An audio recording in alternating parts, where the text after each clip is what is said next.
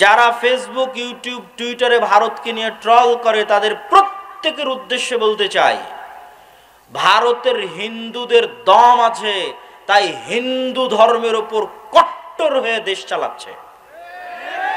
এই মুসলমানের সন্তানেরা, তোমাদের দম কোথায় যে তোমরা বাংলাদেশকে ইসলামের উপর দাঁড় করিয়ে কেন চালাতে পারো না? ভারত, বাংলাদেশ, পাকিস্তান তিনটে দেশই একসাথে 1947-এ জন্ম নিল। জওহরলাল নেহরু, গান্ধী, মাওলানা আবুল কালাম আজাদ তারা বললেন আমরা সেকুলার ইন্ডিয়া প্রতিষ্ঠা করব, ধর্ম নিরপেক্ষ ভারত প্রতিষ্ঠা করব। মোহাম্মদ আলী জিন্না, আল্লামা ইকবাল তারা বললেন মুসলমানদের জন্য ভিন্ন রাষ্ট্র লাগবে। তাহলে ভারত প্রতিষ্ঠিত হলো সেকুলারিজমের উপর, পাকিস্তান, বাংলাদেশ প্রতিষ্ঠিত হলো মুসলমানিত্বের উপর। অথচ 70 বছর পর দেখেন আমাদের মানসিক গোলামি, বিশেষ করে মুসলমানদের মানসিক গোলামি কত নিম্ন লেভেলের যে 70 বছর পর আমরা সবচেয়ে বড় সেকুলার হয়ে গেছি। আর 70 বছর পর সেই ভারত তার দ্বীনের উপর সবচেয়ে বেশি কট্টর হয়েছে। যারা ফেসবুক, ইউটিউব, টিকটকে ভারতকে নিয়ে ট্রল করে, আমি তাদের উদ্দেশ্যে বলতে চাই, প্রত্যেক বাংলাদেশী যারা ফেসবুক, ইউটিউব, টুইটারে ভারতকে নিয়ে ট্রল করে তাদের প্রত্যেকের উদ্দেশ্যে বলতে চাই, ভারতের হিন্দুদের দম আছে, তাই হিন্দু ধর্মের উপর কট্টর হয়ে দেশ চালাচ্ছে। এই মুসলমানের সন্তানেরা, তোমাদের দম কোথায় যে তোমরা বাংলাদেশকে ইসলামের উপর দাঁড় করিয়ে কেন চালাতে পারো না? তাহলে গোলাম কে? গোলাম তোমরা। সে নিজের ভ্রান্ত দ্বীনের উপর কট্টর অবস্থায় দেশ চালাচ্ছে, আর তুমি মিউ মিউ মিউ মিউ করে বলো যে আমি সেকুলার, আমি সেকুলার, আমি সেকুলার। ইসরায়েলের দিকে দেখেন, সিরিয়াতে যখন বাশার আল আসাদের পতন হয়, বাশার আল আসাদের পতনের পর থেকে নিয়ে সিরিয়ার 500-র অধিক অস্ত্রাগার, বিভিন্ন গুরুত্বপূর্ণ গবেষণাগার, বিজ্ঞান গবেষণা কেন্দ্রে 500-র অধিক গুরুত্বপূর্ণ ভিআইপি স্থাপনায় ইসরায়েল হামলা চালিয়েছে। পৃথিবীর কাউকে জিজ্ঞাসা করারও প্রয়োজন মনে করেনি, আমেরিকাকেও না, জাতিসংঘকেও না। তার মানে ইসরায়েল তার ভ্রান্তির উপরে, ইহুদি ধর্মের কথা আল্লাহ সুবহানাহু ওয়া তাআলা কোরআন মাজিদে বলেছেন অভিশপ্ত ইহুদিদের কথা, কিন্তু তার ভ্রান্তির উপরে সে কট্টর, পরোয়া করে না পৃথিবী কি বলবে, পরোয়া করে না দুনিয়া কি বলবে, পরোয়া করে না তার পাড়া প্রতিবেশীর মানুষ কি বলবে। শুধু তাই নয়, আজকে আমেরিকার যে সামনে যে প্রশাসন আসতেছে, ট্রাম্প প্রশাসন, তারাও কট্টর খ্রিস্টানবাদের দিকে ধাবিত হবে, তার আলামত এখন থেকে স্পষ্ট। ইলন মাস্ক LGBTQ এর বিরোধিতার জন্যই, কেননা তার সন্তান এই ভয়ঙ্কর সমকামিতার শিকার হয়ে নিজেকে ছেলে থেকে মেয়েতে রূপান্তরিত করেছে, এবং ইলন মাস্ক তখনই ঘোষণা দিয়েছে যে আমার ছেলে মারা গেছে, জীবিত আছে কিন্তু সে ঘোষণা দিয়েছে মারা গেছে। তখন থেকে সেই সমস্ত LGBTQ এর কট্টর বিরোধী, এবং তখন থেকে সে ধর্ম প্রচার করতে হবে, ধর্ম শিখাতে হবে, পরিবারকে বাঁচাতে হবে, এটা তার জীবনের লক্ষ্য উদ্দেশ্য। এবং আসছে আমেরিকায় বাইবেল শিক্ষা সিলেবাসের অন্তর্ভুক্ত হবে, ধর্ম শিক্ষা সিলেবাসের অন্তর্ভুক্ত হবে। সম্মানিত উপস্থিতি, কিন্তু মুসলমানদের অবস্থা দেখেন, বাংলাদেশের অবস্থা দেখেন, পাকিস্তানের অবস্থা দেখেন। এরা তৈরি হলো ইসলামের উপর, কিন্তু এরা পৃথিবীর সবচেয়ে বড় সেকুলার। এই জন্য আমি যখন প্রধান উপদেষ্টা ডক্টর মোহাম্মদ ইউনূসের সামনে কথা বলার সুযোগ হয়েছিল, তখন আমি ডক্টর মোহাম্মদ ইউনূসের সামনে স্পষ্ট ভাষায় বলেছিলাম যে আপনারা সমস্যার গোড়ায় হাত দেন, আপনারা ডিফেন্স খেলতেছেন, আত্মরক্ষা করে পাল্টা জবাব দিচ্ছেন। সারা ইন্ডিয়া ছড়িয়ে আছে যে বাংলাদেশের সংখ্যালঘুদের উপর নির্যাতন হচ্ছে, অথচ ডাহা মিথ্যা কথা। কিন্তু আপনি পাল্টা বারবার বলতে আছেন, না আমার এখানে নির্যাতন হয় না, আমার এখানে তারা এত ভালো আছে, এত সুখে আছে, অমুক আছে তমুক আছে। এত কিছু বলার তো দরকার নাই। আপনি বরং যেটা রিয়ালিটি, বাস্তবতা, সেটা তুলে ধরেন। বাস্তবতা কি? বাস্তবতা হচ্ছে বাংলাদেশের মাটিতে এখন পর্যন্ত একজন হিন্দু মুসলমানদের কর্তৃক গণপিটুনিতে মারা যায়নি। বাস্তবতা হচ্ছে বাংলাদেশের মাটিতে এখন পর্যন্ত একটি মন্দিরের জায়গাও জোরপূর্বক মন্দিরকে ধ্বংস করে মসজিদ বানানো হয়নি। কিন্তু তার বিপরীতে আরো কঠিন বাস্তবতা হচ্ছে ভারতের মাটিতে প্রত্যেক দিন অহরহ মুসলমানদেরকে মুসলমান হওয়ার কারণে, গরুর গোশত রাখার কারণে গণপিটুনি দিয়ে হত্যা করা হচ্ছে। তার বিপরীতে আরো কঠিন ও কঠোর বাস্তবতা হচ্ছে যে ভারতের যতগুলো পুরাতন মসজিদ আছে প্রত্যেক মসজিদের পিছনে দাবি করা হচ্ছে এই মসজিদ আগে মন্দির ছিল, অতএব এখানে মসজিদ ভেঙে মন্দির তৈরি করা হোক। তাহলে সংখ্যালঘু নির্যাতন কোথায় হচ্ছে? সংখ্যালঘু নির্যাতন ইন্ডিয়াতে হচ্ছে। তো আপনি যদি বলতে চান বাংলাদেশের অবস্থানকে শক্তিশালী করতে চান, তাহলে বাংলাদেশের সংখ্যালঘুরা তো ভালো আছে, এটা বলারই দরকার নাই। আপনাদের যদি সাহস থাকে, বুকে দম থাকে, তাহলে পৃথিবীবাসীর সামনে, জাতিসংঘের সামনে প্রকাশ্যে উচ্চারণ করেন যে ভারতে সংখ্যালঘুদের নির্যাতন হচ্ছে, সেখানে সংখ্যালঘুদের নিরাপত্তা দরকার। জাতিসংঘের শান্তিরক্ষী বাহিনী ওখানে পাঠানো দরকার মুসলমানদের বাঁচানোর জন্য। সম্মানিত উপস্থিতি, কিন্তু কেন পারছি না? কলোনিয়াল মাইন্ড সেটআপ, ঔপনিবেশিক মানসিক দাসত্ব, যে আমাকে সবসময় ছাড় দিতেই হবে, আমাকে এই পৃথিবীর সবচেয়ে বড় সেকুলার হতে হবে, আরেকজন কট্টর হিন্দু হলে সমস্যা নাই, আরেকজন কট্টর ইহুদি হলে সমস্যা নাই, কিন্তু আমি আমার দিনের ওপর কট্টর হতে পারবো না। আমি যদি আমার দিনের ওপর কট্টর হই তাহলে আমি সন্ত্রাসী। কিন্তু এই সুযোগ যদি আপনি দেন তাহলে আপনি দুর্বল।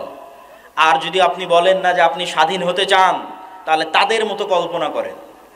স্বাধীন হতে চাইলে তাদের মতো চিন্তা করেন, ফ্রান্সের নাগরিকের মতো চিন্তা করেন, ইতালির নাগরিকের মতো চিন্তা করেন, ভারতের হিন্দুদের মতো চিন্তা করেন, ইসরায়েলের ইহুদিদের মতো চিন্তা করেন, লন্ডনে বসবাসরত ইহুদিদের মতো চিন্তা করেন।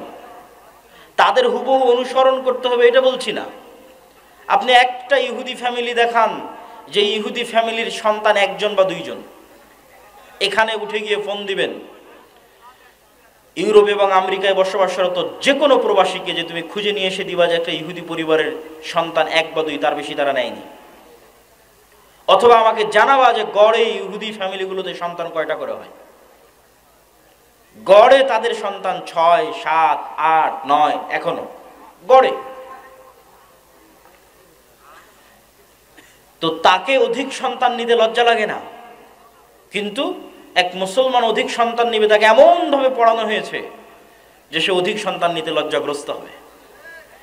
এমন ভাবে তার সিলেবাসের মধ্যে কলোনিয়াল গোলামির মানসিকতা ঢুকিয়ে দেওয়া হয়েছে যে সেটি থেকে বের হতে পারে না, এই ট্রমা থেকে বের হতে পারে না।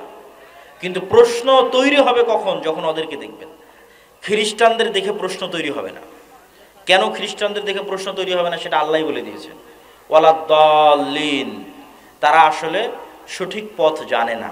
এই জন্য অসংখ্য খ্রিস্টান পাবেন জুয়া খেলছে, মদ খাচ্ছে, ঠিক আছে? অতএব তাদেরকে দেখলে আপনি সঠিক রাস্তা খুঁজে পাবেন এটা না। সম্মানিত উপস্থিতি, ঠিক তেমনি আপনি দেখেন ইহুদিরা তাদের মধ্যে সুদি লেনদেন করছে না? করছে না। একটা ইহুদি নিয়ে এসে দিবেন যে তাদের মধ্যে সুদি লেনদেন করছে, তাদের পরস্পরের মধ্যে।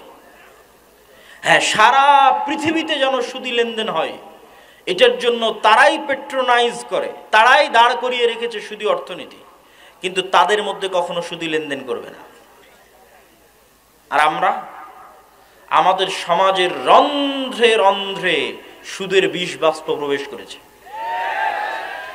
সুদের ইকোসিস্টেম এমন ভাবে তৈরি করা হয়েছে যে পৃথিবীতে কেউ চাইলেও যেন সুদ থেকে বের না হতে পারে।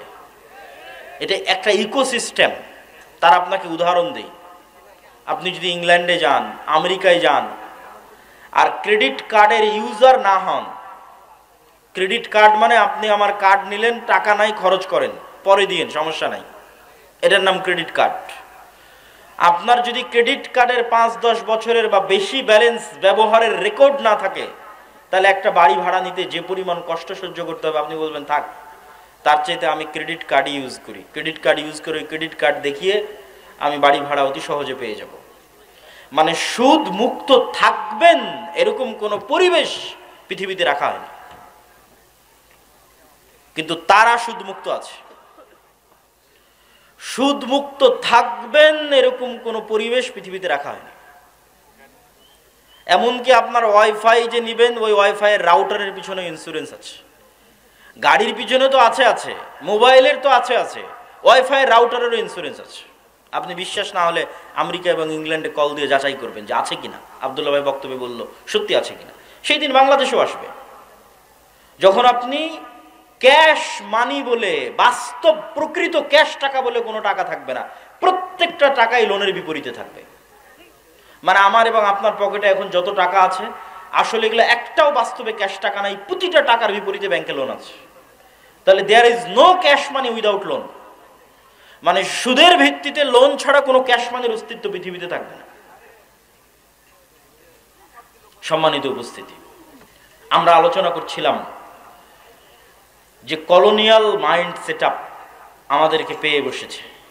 এটি আপনি যদি রাষ্ট্রীয়ভাবে ইসলাম প্রতিষ্ঠা করতে চান, তাহলে এটি হবে তার পথে সবচেয়ে শক্তিশালী বাধা। দ্বিতীয় বাধা কি হবে? দ্বিতীয় বাধা হচ্ছে রাষ্ট্রীয় কাঠামোগত ইসলাম বিদ্বেষ। এটা এই পয়েন্ট থেকে এসেছে, আগের পয়েন্ট থেকে এসেছে। এই আগের পয়েন্ট থেকেই রাষ্ট্রের কাঠামোগত ইসলাম বিদ্বেষ। আপনি চোখে দেখতে পাবেন না, বাস্তবে কোনো ইসলাম বিদ্বেষ নাই, কিন্তু কাঠামোর মধ্যে ইসলাম বিদ্বেষ আছে। যেমন আপনি কোথাও গিয়ে বলেন যে আমি দাড়ি রাখবো, পুলিশে জব করে বলেন দাড়ি রাখবো, আর্মিতে জব করে বলেন দাড়ি রাখবো, পারবেন না, কষ্ট হবে, চিহ্নিত হবেন, চাকরি থেকে বাদ পড়ে যাবেন। তথা এমন ভাবে ইসলাম বিদ্বেষকে সেট আপ করা আছে কাঠামোর মধ্যে যে আপনি শক্তভাবে কঠোরভাবে দ্বীনকে অনুসরণ করবেন সেটির সুযোগ নাই।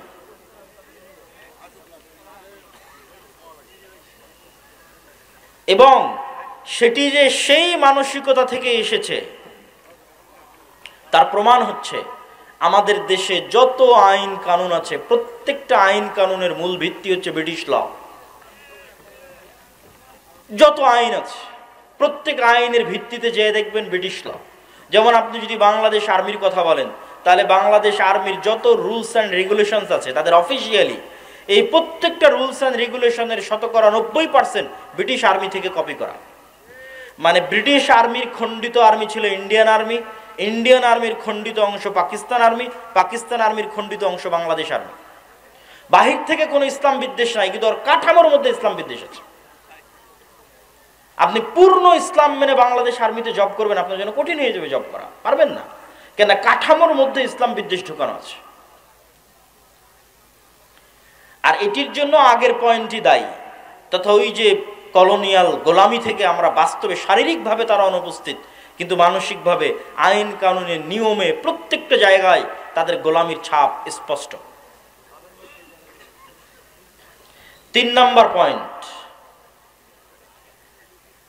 বাংলাদেশের ঐতিহাসিক ইতিহাস ভিত্তিক যে রাজনৈতিক বয়ান, বিশেষ করে গত 16 বছর যে রাজনৈতিক বয়ান তৈরি করা হয়েছিল শুধুমাত্র 1971 মুক্তিযুদ্ধ কেন্দ্রিক, যে বাংলাদেশের জন্মই 1971-এ, তার পূর্বে আসলে কিছুই ছিল না। এই ইতিহাস আমি বহু বক্তব্যে তুলে ধরেছি যে আমরা বাংলার মুসলমানেরা শুধুমাত্র এই 50 বছরের জাতি নই, এই পূর্ব বাংলার মুসলমানেরা বা বাংলাদেশের মুসলমানেরা 1000 বছরের ঐতিহাসিক জাতি। এবং ওই ইতিহাসের লিগ্যাসির সাথে আপনাকে কানেক্টেড করতে হবে। এই জন্য দেখবেন যে আমার প্রত্যেকটা বক্তব্যে প্রধান উপদেষ্টার সামনের বক্তব্য আমি উচ্চারণ করেছি 1947, আমি বলেছি 1947, এবং প্রায় সব বক্তব্যে পাবেন। কেন? আপনারা আজকের যেই মানচিত্রের উপর আছেন এই মানচিত্র কিন্তু 71-এর নয়, এই মানচিত্র 47-এ পাওয়া মানচিত্র। তাহলে মানচিত্রের ইতিহাসকে যদি আপনি অস্বীকার করেন, মানচিত্রের অস্তিত্বকে অস্বীকার করে বসবেন, তাহলে মানচিত্রের ইতিহাসকে অস্বীকার করা, মানচিত্রের অস্তিত্বকে অস্বীকার করা, তাহলে অবশ্যই এই মানচিত্রের ইতিহাসকে আপনাকে স্বীকৃতি দিতে হবে। 47-এর ইতিহাস কিসের ইতিহাস? 190 বছর ব্রিটিশ বিরোধী জিহাদের ইতিহাস। 190 বছর।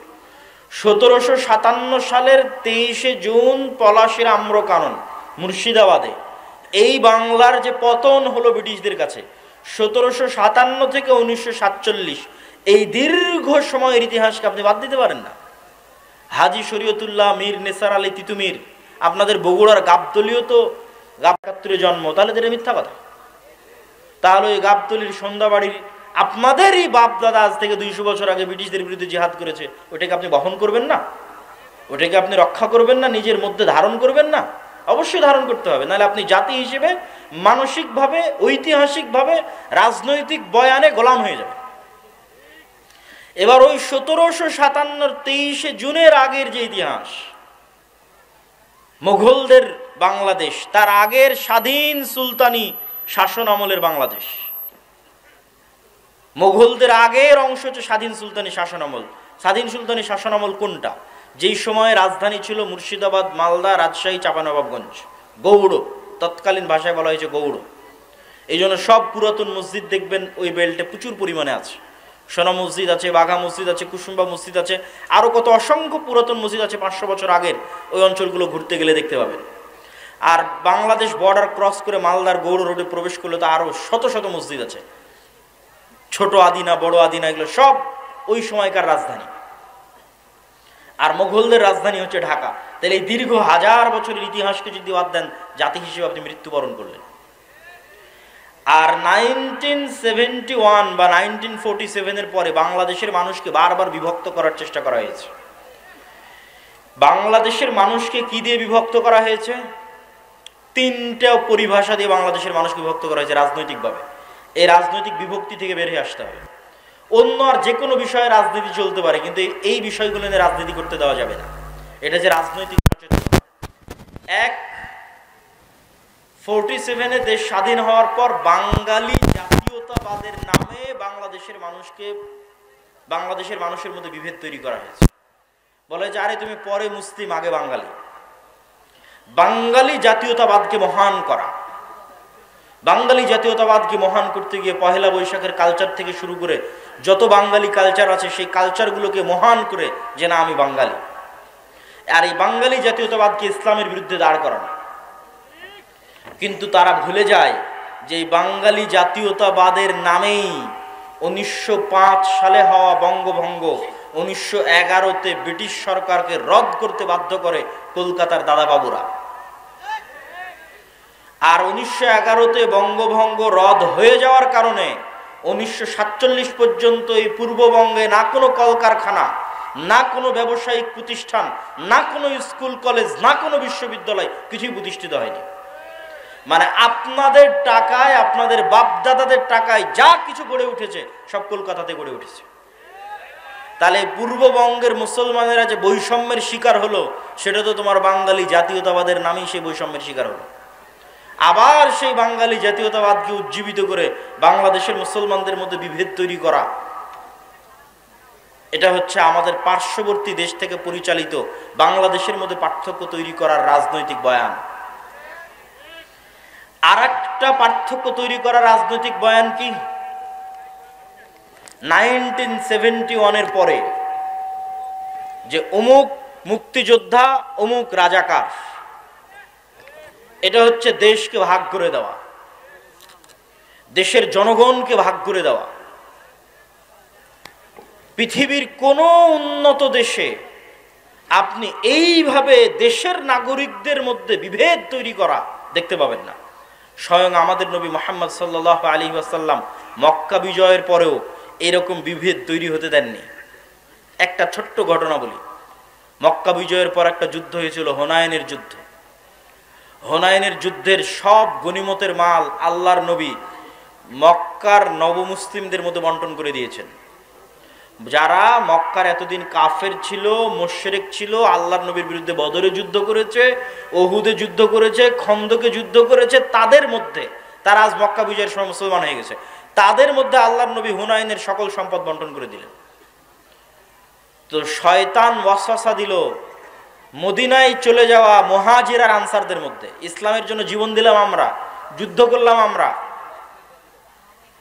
মানে আপনাদের পরিভাষায় যদি বলি যে আমরা হচ্ছে মুক্তিযোদ্ধা আর সব টাকা পয়সা নিয়ে চলে গেল রাজাকাররা, ওই সময়ের পরিভাষাটা যদি বুঝতে চান যে আমরা মুহাজির এবং আমরা আনসার, আমরা ইসলামের জন্য সকল কিছু করলাম, অথচ আজ হুনাইনের যুদ্ধের সকল গনিমতের মাল আল্লাহর নবী মক্কার এই কাল পরশু যারা মুসলমান হলো মক্কা বিজয়ের সময় তাদের মধ্যে দিয়ে দিলেন।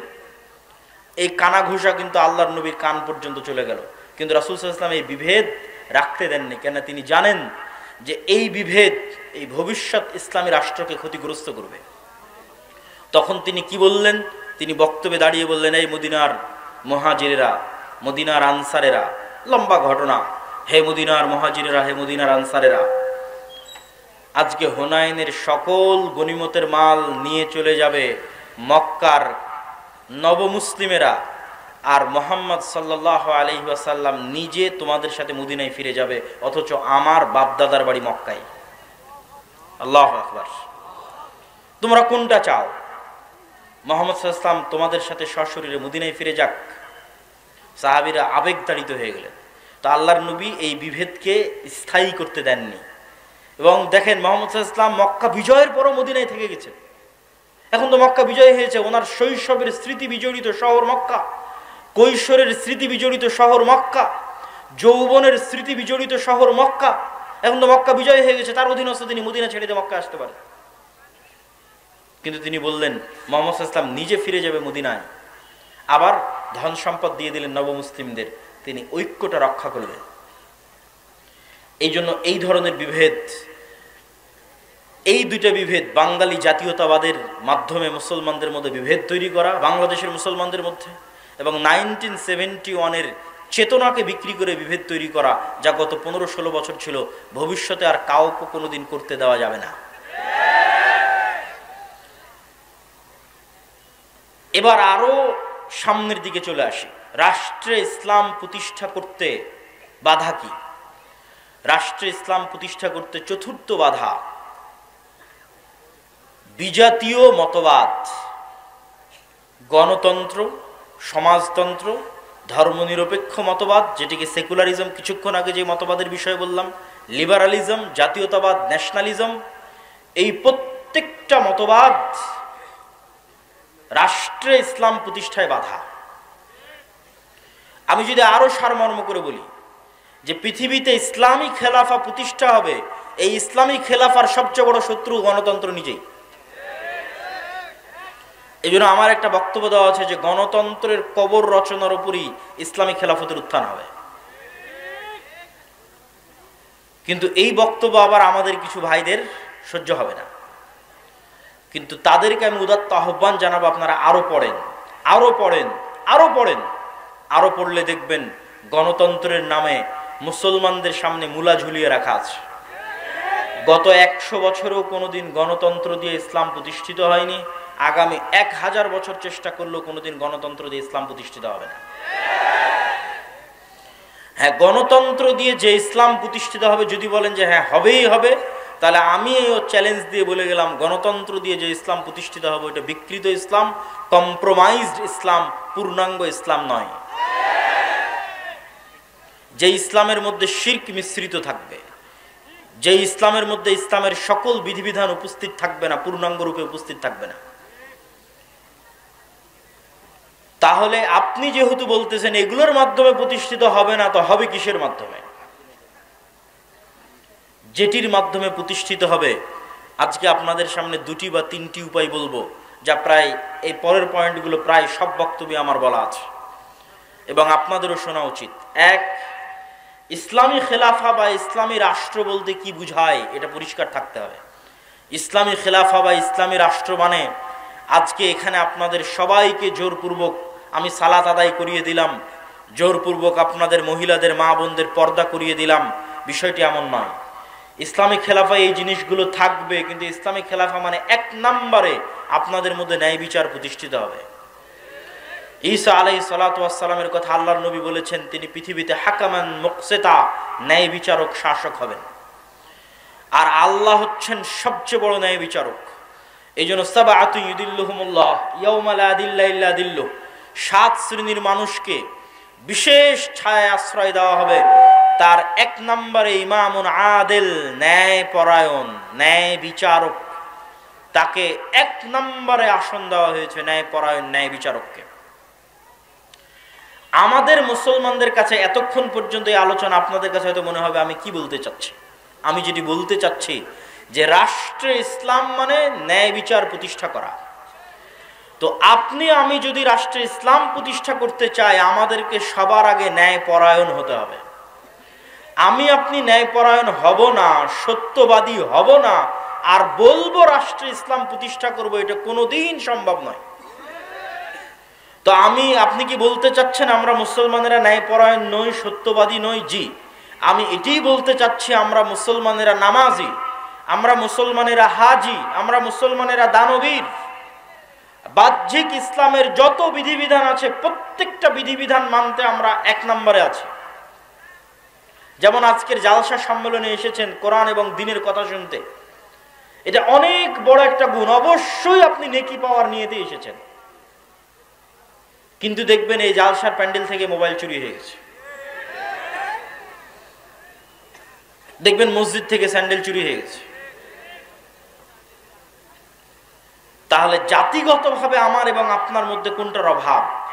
জাতিগতভাবে আমার এবং আপনার মধ্যে নামাজের অভাব নাই, দানের অভাব নাই, হাজি উমরাকারী ব্যক্তির অভাব নাই, কিন্তু সত্যবাদী হবে, ন্যায় পরায়ণ হবে, এরকম মেরুদণ্ডওয়ালা একটা প্রজন্ম আমাদের মধ্যে নাই।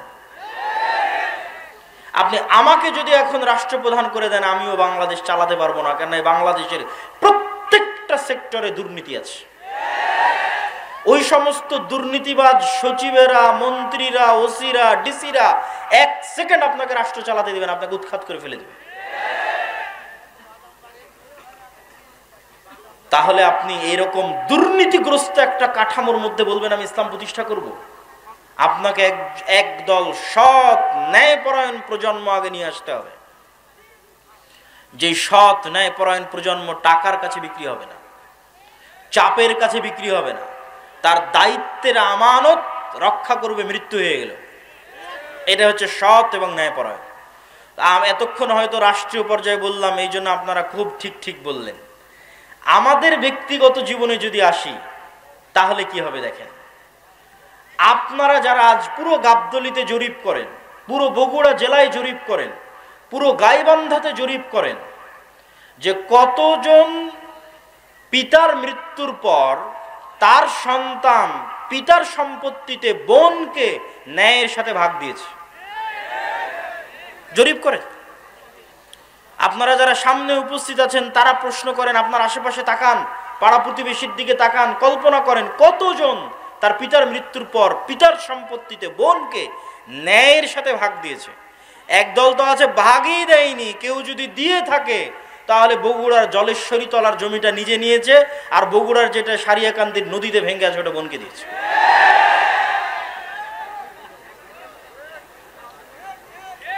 তাহলে আপনি ন্যায়পরায়ণ নন, সত্যবাদী নন, কিন্তু আপনি নামাজি, আপনি হাজি, আপনি উমরাকারী, আপনি দানবীর। তাহলে আপনাকে দিয়ে কখনোই আল্লাহ সুবহানাহু ওয়া তাআলা রাষ্ট্রে ইসলাম প্রতিষ্ঠা করবেন না। কেননা আপনি রাষ্ট্রে ইসলাম প্রতিষ্ঠার যোগ্য নন। রাষ্ট্রে ইসলাম প্রতিষ্ঠা করার 1 নাম্বার শর্তই হচ্ছে আপনাকে ন্যায়পরায়ণ হতে হবে। ন্যায়পরায়ণ না হলে আপনি রাষ্ট্রে ইসলাম প্রতিষ্ঠার যোগ্য নন। কেন? আপনি রাষ্ট্র নেতা হওয়ার যোগ্য নন, দলের নেতা, দেশের নেতা, সমাজের নেতা, কোনো কিছুর নেতা হওয়ার যোগ্য নন। আপনি কিসের যোগ্য? গোলাম হওয়ার যোগ্য। গোলামেরা মিথ্যা বলে, গোলামেরা অন্যায়পরায়ণ হয়। আপনি আরো জরিপ করেন, আপনাদের এই বগুড়া, গাবতলী, গাইবান্ধা অঞ্চলের কতজন মেয়ের বিবাহ যৌতুকের ভিত্তিতে হচ্ছে, আর কতজন মেয়ের বিবাহ যৌতুক ছাড়া হচ্ছে, জরিপ করেন।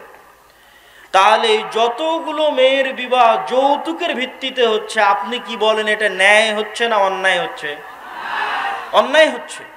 কিন্তু ওই যৌতুকের বিবাহে যতজন উপস্থিত হচ্ছে, হাজি, নামাজি, ওমরাকারী, দানবীর, হুজুর, কাজী, সবই তো আল্লাহওয়ালা।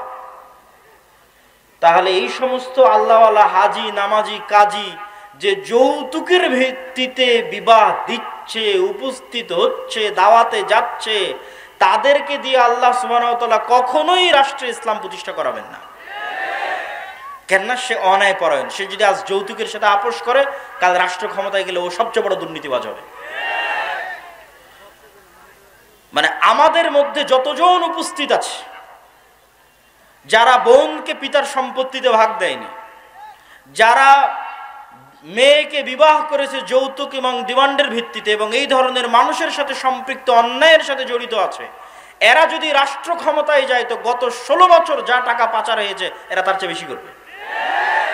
গত 16 বছর যা দুর্নীতি হয়েছে প্রত্যেকটা মুসলমান তার চেয়ে বেশি দুর্নীতি করবে।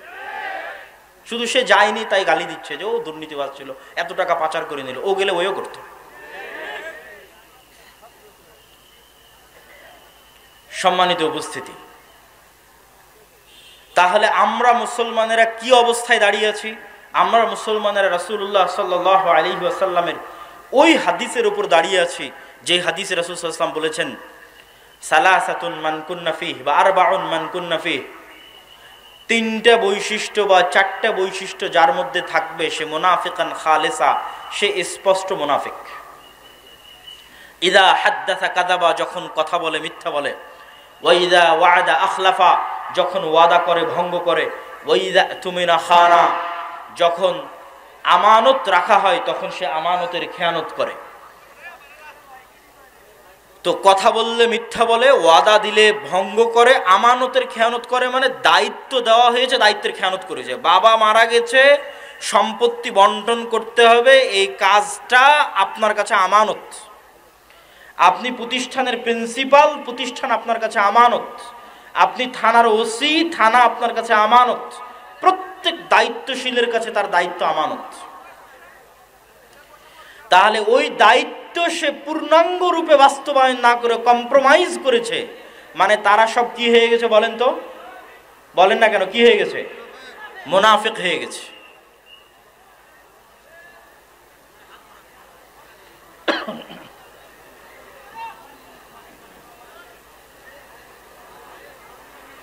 না মাইকের সমস্যা নেই, একটু থামেন।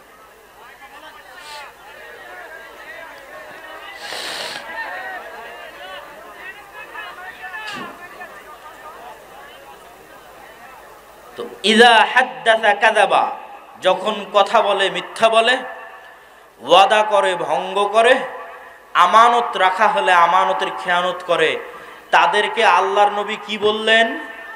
একটু জোরে বলতে হবে, কি বললেন? মুনাফিক। তার মানে পিতার সম্পত্তিতে বোনকে ভাগ দেয়নি যে সে কি? একটু কথা বলতে হবে, সে কি? মুনাফিক। যৌতুকের ভিত্তিতে বিবাহ করেছে যে সে কি?